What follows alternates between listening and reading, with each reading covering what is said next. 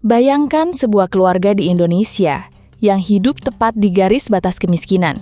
Berdasarkan data resmi, setiap anggota keluarga harus bertahan hidup dengan anggaran sekitar Rp20.000 per hari. Pagi ini, sang ibu dihadapkan pada sebuah pilihan yang mustahil, membeli beberapa butir telur untuk protein yang krusial bagi perkembangan otak anaknya, atau menggunakan uang itu untuk ongkos transportasi agar sang anak bisa pergi ke sekolah. Pilihan manapun yang diambil, ada sesuatu yang harus dikorbankan, nutrisi hari ini atau pendidikan untuk masa depan. Dilema ini bukanlah sebuah skenario hipotetis. Ini adalah kenyataan pahit yang dihadapi oleh jutaan orang Indonesia setiap hari. Laporan ini berargumen bahwa kemiskinan bukanlah kondisi statis dari sekadar kekurangan uang. Ia adalah sebuah kekuatan dinamis dan destruktif. Domino pertama yang sekali jatuh akan memicu reaksi berantai dari krisis-krisis yang saling terkait. Kemiskinan secara aktif menciptakan dan memperburuk masalah di bidang kesehatan, menghancurkan akses terhadap pendidikan, meninggalkan luka psikologis yang dalam, dan pada akhirnya mengancam stabilitas sosial. Video ini akan membedah rantai sebab akibat tersebut, mengungkap bagaimana berbagai masalah sosial ini bukan hanya berkorelasi dengan kemiskinan, tetapi seringkali merupakan konsekuensi langsung darinya. Dengan menelusuri skala masalah, dampaknya terhadap potensi manusia, beban tak kasat mata yang ditimbulkannya, serta sifat sistemik dari jebakan kemiskinan, laporan ini akan mengevaluasi berbagai jalur yang dapat ditempuh untuk memutus siklus yang menghancurkan ini.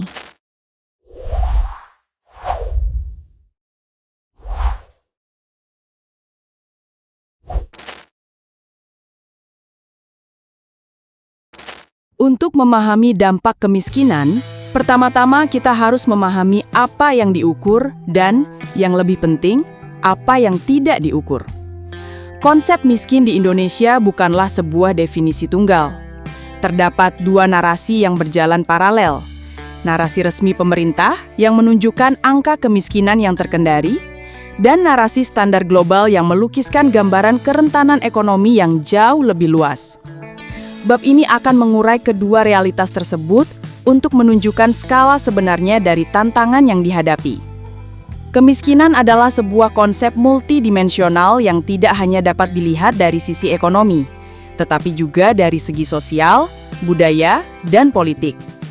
Mendefinisikan kemiskinan hanya sebagai kekurangan uang adalah sebuah penyederhanaan yang berbahaya, karena pendekatan ini mengabaikan berbagai bentuk kekurangan atau deprivasi lain yang dialami individu. Kebijakan pengentasan kemiskinan yang selama ini terlalu berorientasi pada pendekatan moneter seringkali gagal mengatasi akar masalah secara menyeluruh. Para ahli mengukur kemiskinan multidimensional dengan melihat berbagai indikator di luar pendapatan yang terbagi dalam 3 dimensi utama: pendidikan, kesehatan, dan standar hidup. Indikator-indikator ini mencakup hal-hal seperti lama sekolah, angka kematian anak, akses terhadap air bersih, sanitasi yang layak, listrik, hingga jenis lantai rumah dan bahan bakar untuk memasak. Seseorang dianggap miskin secara multidimensional jika ia mengalami deprivasi pada sepertiga atau lebih dari total indikator-indikator tersebut. Pendekatan ini memberikan gambaran yang lebih holistik tentang kesejahteraan, mengakui bahwa kualitas hidup ditentukan oleh lebih dari sekedar kemampuan membeli barang. Badan Pusat Statistik atau BPS Indonesia menggunakan pendekatan Cost of Basic Needs untuk menetapkan garis kemiskinan nasional. Metode ini menghitung pengeluaran minimum yang dibutuhkan seseorang untuk memenuhi kebutuhan dasar makanan dan non-makanan agar dapat hidup layak.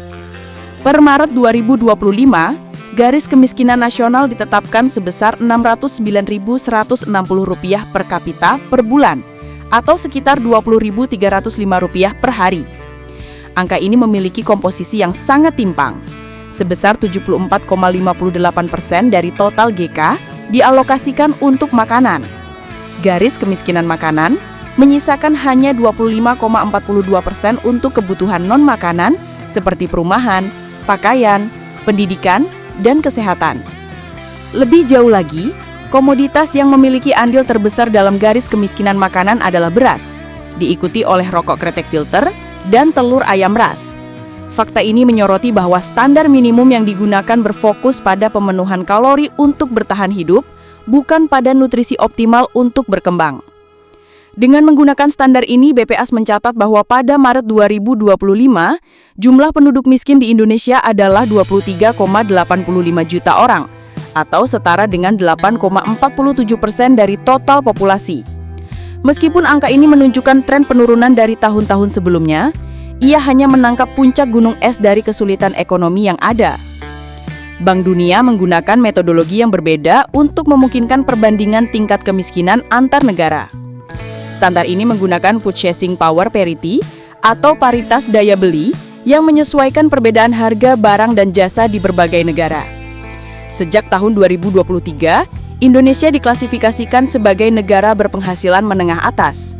Oleh karena itu, standar kemiskinan yang relevan untuk Indonesia bukanlah garis kemiskinan ekstrim global yang telah diperbarui dari $2,15 menjadi $3,00 PPP per hari, melainkan garis kemiskinan untuk kelompok negara berpenghasilan menengah atas. Standar untuk negara berpenghasilan menengah atas ini baru saja diperbaharui dari $6,85 menjadi $8,30 PPP per orang per hari. Ketika standar ini diterapkan pada populasi Indonesia, gambaran yang muncul sangat kontras dengan data resmi. Berdasarkan standar Bank Dunia, diperkirakan sebanyak 194,4 juta orang Indonesia atau 68,2% dari total populasi hidup dalam kondisi rentan secara ekonomi. Angka ini belum tentu semua orang tersebut hidup dalam kemiskinan absolut seperti yang didefinisikan BPS, tetapi mereka hidup dengan tingkat pendapatan yang membuat mereka sangat rentan terhadap guncangan ekonomi seperti kehilangan pekerjaan, inflasi tinggi, atau biaya kesehatan tak terduga. Kesenjangan antara angka BPS dan Bank Dunia bukanlah sebuah kesalahan statistik, melainkan cerminan dari dua tujuan kebijakan yang berbeda. Angka BPS adalah alat untuk menargetkan bantuan sosial kepada kelompok masyarakat yang paling miskin dan membutuhkan intervensi segera. Di sisi lain, angka Bank Dunia berfungsi sebagai alat penilaian resiko yang mengungkap betapa rapuhnya kondisi ekonomi sebagian besar masyarakat Indonesia. Ketergantungan eksklusif pada definisi BPS dapat mengarah pada kerangka kebijakan yang bersifat reaktif, hanya menyelamatkan mereka yang sudah tenggelam dalam kemiskinan absolut. Sebaliknya, pengakuan terhadap realitas yang ditunjukkan oleh data Bank Dunia menuntut kerangka kebijakan yang proaktif, berfokus pada perlindungan kelompok rentan melalui jaring pengaman sosial yang lebih luas seperti jaminan kesehatan universal dan tunjangan pengangguran untuk mencegah mereka jatuh ke dalam jurang kemiskinan saat krisis melanda.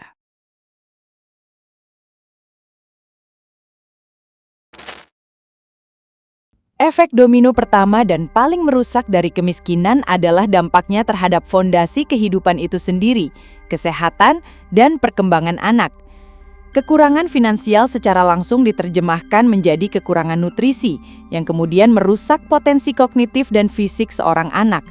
Kerusakan ini pada gilirannya menjadi penghalang utama bagi keberhasilan pendidikan mereka, memastikan bahwa rantai kemiskinan akan diwariskan ke generasi berikutnya.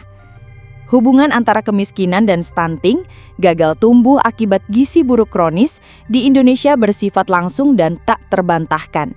Kemiskinan adalah salah satu faktor utama yang berkontribusi terhadap tingginya angka stunting. Keluarga dengan keterbatasan ekonomi memiliki akses yang sangat terbatas terhadap 3 pilar kesehatan, makanan bergizi, layanan kesehatan yang memadai, dan sanitasi yang layak. Defisit nutrisi ini sangat nyata dalam pola makan sehari-hari. Anggaran harian yang minim memaksa keluarga miskin untuk memprioritaskan makanan pokok yang mengenyangkan seperti nasi, dengan mengorbankan asupan protein hewani seperti telur, ikan, daging, zat besi, dan vitamin A yang esensial untuk perkembangan otak dan tubuh. Krisis ini memiliki skala yang mengkhawatirkan. Stunting dialami oleh lebih dari 4,5 juta balita di Indonesia dengan prevalensi mencapai 21,6% pada tahun 2022. Selain itu, Indonesia juga menghadapi salah satu tingkat wasting atau anak kurus akibat gizi buruk kronis tertinggi di dunia yang juga menimpa sekitar 4,5 juta balita. Dampak stunting jauh melampaui sekadar perawakan yang pendek. Ini adalah kondisi yang menyebabkan kerusakan permanen pada perkembangan kognitif, meningkatkan resiko penyakit kronis di usia dewasa, dan melanggengkan siklus malnutrisi antar generasi, di mana ibu yang kekurangan gizi cenderung melahirkan bayi dengan berat badan rendah yang juga beresiko tinggi mengalami stunting. Lingkaran setan ini diperparah oleh kondisi lingkungan. Keluarga miskin lebih rentan tinggal di lingkungan dengan sanitasi buruk, tanpa akses air bersih dan jamban sehat. Hal ini meningkatkan resiko penyakit infeksi seperti diare, yang menghalangi penyerapan nutrisi dan memperburuk kondisi gizi buruk. Setelah merusak fondasi kesehatan, kemiskinan secara sistematis menutup pintu kesempatan pendidikan. Faktor ekonomi adalah alasan utama anak-anak di Indonesia putus sekolah. Data Survei Sosial Ekonomi Nasional Susenas tahun 2021 menunjukkan bahwa 76% keluarga mengakui anaknya putus sekolah karena alasan ekonomi. Dari jumlah tersebut, mayoritas 67% tidak mampu membayar biaya sekolah, sementara sisanya 8,7% terpaksa menyuruh anak mereka bekerja untuk membantu menafkahi keluarga meskipun pemerintah telah mengupayakan sekolah gratis.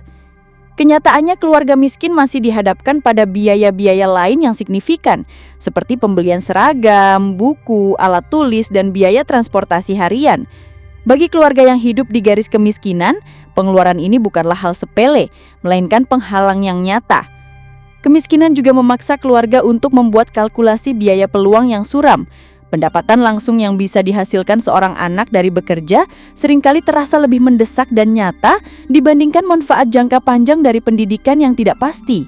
Tekanan ini menjadi semakin berat ketika anak mencapai jenjang transisi seperti dari SD ke SMP atau dari SMA ke perguruan tinggi, di mana biaya cenderung meningkat. Data menunjukkan bahwa angka putus sekolah terus meningkat, mencapai 304.127 siswa pada tahun ajaran 2018 per 2019. Titik putus kritis sering terjadi pada transisi dari sekolah dasar ke sekolah menengah pertama bagi anak-anak dari keluarga miskin. Kisah-kisah di lapangan melukiskan gambaran yang tragis, seperti anak yang tidak bisa mengikuti ujian karena faktor ekonomi, atau orang tua yang dengan berat hati menarik anak mereka dari sekolah untuk bekerja sebagai nelayan atau buruh kebun demi kelangsungan hidup keluarga. Hubungan antara kemiskinan, kesehatan, dan pendidikan bukanlah sebuah garis lurus melainkan sebuah lingkaran umpan balik yang menghancurkan. Kemiskinan menyebabkan gizi buruk. Gizi buruk merusak perkembangan otak dan kemampuan kognitif. Kemampuan kognitif yang terganggu menyebabkan prestasi sekolah yang buruk dan rendahnya motivasi. Kondisi ini ditambah dengan tekanan finansial mendorong anak untuk putus sekolah. Tanpa pendidikan dan keterampilan yang memadai, anak tersebut tumbuh menjadi orang dewasa dengan prospek kerja terbatas dan pendapatan rendah, yang pada akhirnya menjebak generasi berikutnya dalam siklus kemiskinan yang sama. Hal ini menunjukkan bahwa intervensi kebijakan tidak bisa berjalan sendiri-sendiri. Memberikan bantuan biaya sekolah seperti bantuan siswa miskin saja tidak cukup jika masalah dasarnya, yaitu gizi buruk pada 1000 hari pertama kehidupan, tidak diatasi. Kebijakan yang efektif harus mengintegrasikan intervensi kesehatan, nutrisi, dan pendidikan secara simultan.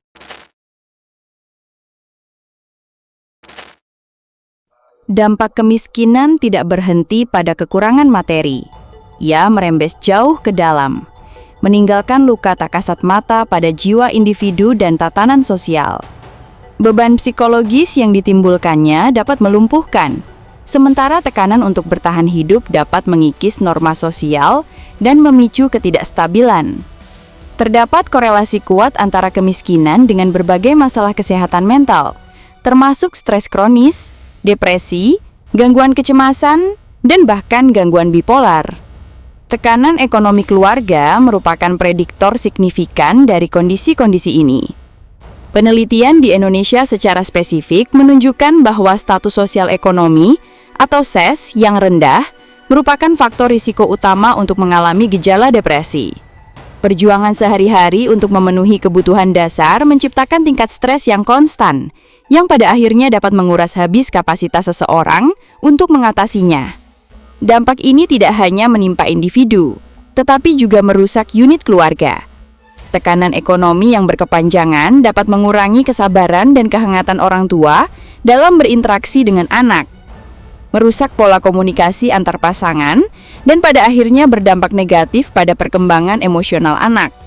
Di bawah tekanan yang terus-menerus, individu yang hidup dalam kemiskinan dapat mengembangkan mekanisme psikologis yang justru memperkuat keterjebakan mereka. Salah satunya adalah apa yang disebut sebagai strategi coping yang pasif.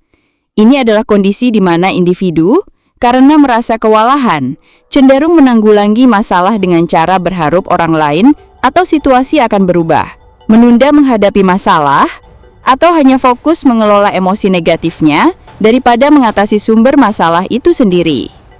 Konsep lain yang relevan adalah rasa tidak berdaya atau learned helplessness. Tumbuh dalam lingkungan yang serba terbatas dapat menanamkan keyakinan bahwa nasib sudah ditentukan, bahwa mereka inferior, dan bahwa mereka tidak memiliki kendali atas hidup mereka. Perasaan tidak berdaya ini mengikis harga diri dan motivasi berprestasi, membuat seseorang sulit untuk mengenali dan meraih peluang, bahkan ketika kesempatan itu muncul di hadapan mereka. Ketika jalur-jalur konvensional untuk mencapai kehidupan yang layak tertutup, sebagian orang mungkin beralih ke cara-cara lain. Meskipun hubungan antara kemiskinan dan kriminalitas bersifat kompleks dan tidak selalu linear, faktor-faktor ekonomi seperti kemiskinan, ketimpangan pendapatan, dan pengangguran merupakan faktor pendorong yang signifikan terhadap perilaku kriminal.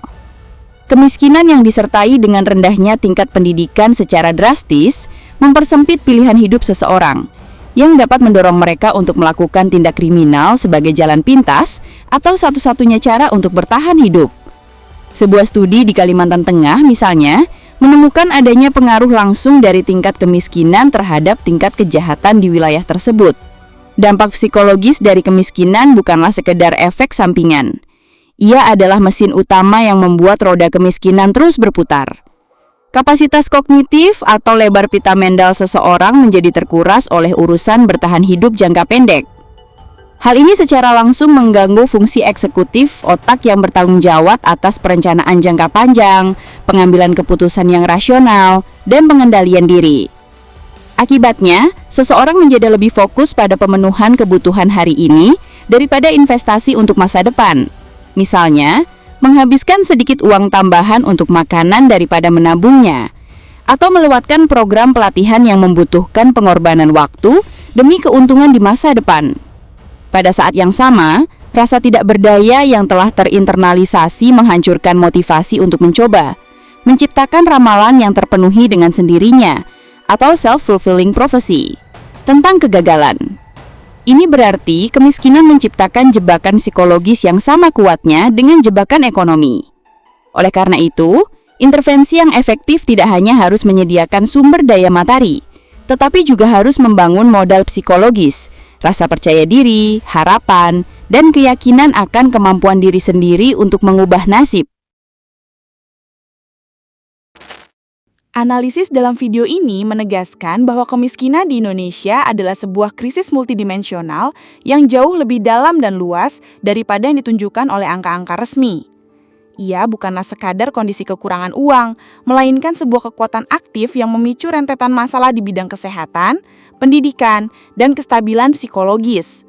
Dari anak yang pertumbuhannya terhambat karena gizi buruk, remaja yang terpaksa putus sekolah karena tekanan ekonomi, hingga orang tua yang terperangkap dalam stres dan keputusasaan, dampak kemiskinan bersifat merusak dan sistemik. Skala kerentanan ekonomi yang sesungguhnya, yang mencangkup lebih dari 2/3 populasi, menuntut sebuah perubahan paradigma dalam cara kita memandang dan menanggulangi masalah ini. Argumen sentral dari laporan ini adalah bahwa untuk secara efektif memerangi kemiskinan, kita harus berhenti hanya mengobati gejalanya dan mulai mengatasi seluruh rantai penyebabnya. Upaya harus bergerak melampaui sekadar menyediakan bantuan untuk bertahan hidup, to survive, menuju pembangunan kapasitas dan agensi untuk berkembang, agency to thrive. Tujuannya adalah untuk mengubah lingkaran setan kemiskinan yang menjebak menjadi lingkaran kebajikan yang membebaskan. Hal ini memerlukan komitmen ganda dari pemerintah, masyarakat sipil, dan sektor swasta. Pertama, membangun jaring pengamat sosial yang kuat dan inklusif untuk melindungi mereka yang paling rentan dari guncangan dan kejatuhan. Kedua, berinvestasi secara masif dan berkelanjutan dalam strategi pemberdayaan yang menyediakan tangga bagi masyarakat untuk naik. Dengan memberikan akses tidak hanya pada modal finansial, tetapi juga pada pengetahuan, keterampilan, dan yang terpenting, kekuatan kolektif, kita dapat mulai memutus rantai antar generasi ini. Tantangannya memang sangat besar, tetapi jalur untuk keluar dari siklus kemiskinan telah terbukti ada dan dapat dicapai.